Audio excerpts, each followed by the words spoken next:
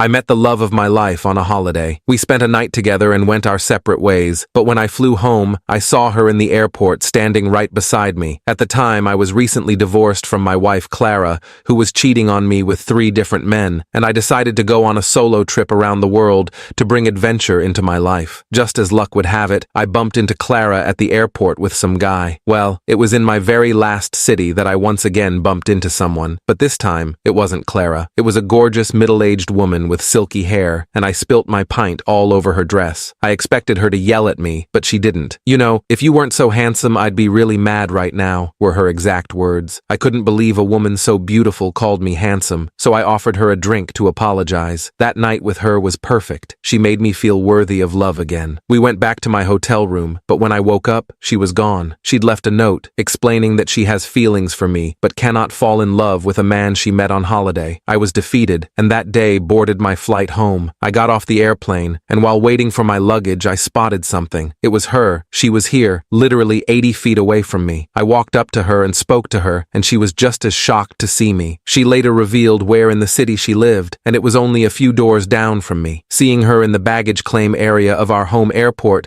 felt like some kind of joke. We both laughed at the absurdity of it. How we never shared with each other where we lived during our night together was wild, but bumping into each other was comically absurd. Out of all the people in all the cities, we lived just a few doors down from each other. It felt like one of those stories you hear that people tell at weddings about how fate or destiny brought them together. Except, this was my life now, and I didn't really believe in that sort of thing, not after what had happened with Clara, but something about seeing her again made me want to believe. After we both collected our bags, we decided to share a cab home. We started talking. I learned that she was into art. She mentioned how Prague had been a dream destination for her because of its architecture and museums. I could tell she was passionate about it, but she didn't say much about what she did for a living. I kept my own story vague. I told her I'd needed a break from everything back home, that Prague had been a kind of escape for me. I didn't go into detail about Jenna or the divorce, just mentioned that life had been tough lately. She didn't press, and I was grateful for that. She mentioned she was trying to make some changes in her life, get out more, meet new people, and find a balance between work and everything else. I could relate to that. As the cab neared her place, we both watched the city lights pass by. When we finally pulled up to her building, she told me to call her and gave me her number. Over the next few days, I couldn't stop thinking about her. I found myself reaching for my phone more than once. I wanted to text her, but did not know what to say. It was strange. I barely knew her, but I felt this connection with her that I couldn't explain. And maybe that was just because she was the first person who'd made me feel something other than pain in a long time. But whatever it was, I couldn't shake the feeling that I